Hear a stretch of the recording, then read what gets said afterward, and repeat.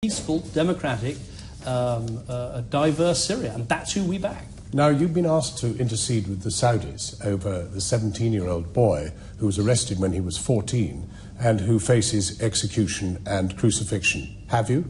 Well, we have raised this as a government, yes. Have you personally? No, the Foreign Secretary has raised this, our embassy has raised this, we raised this in the proper way.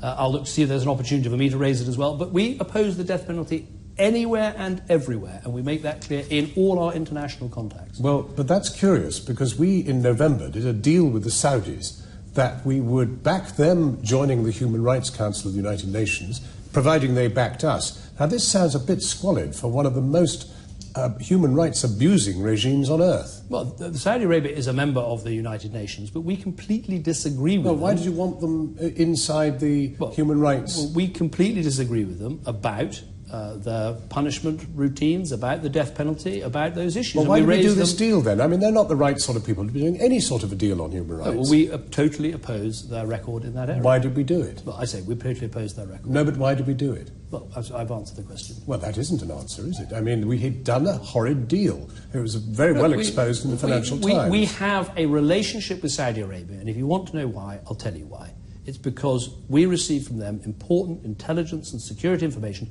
that keep us safe.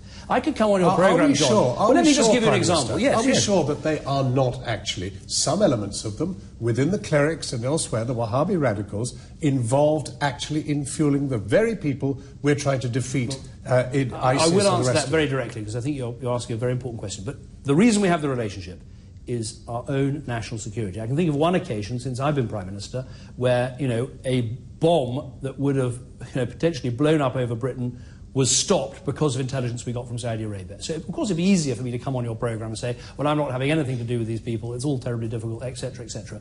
For me, Britain's national security and our people's national security comes first. Right, second question.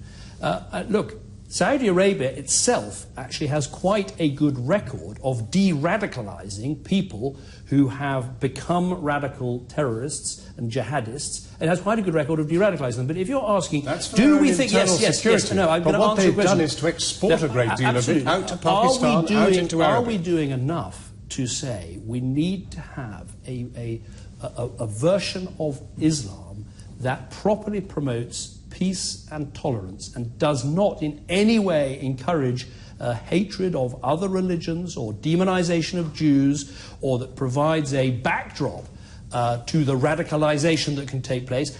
That is something we need to do far more of, and we're doing in our own country, and we need to do more of that in discussions we have with other countries, including with Saudi Arabia, and I've started on that process.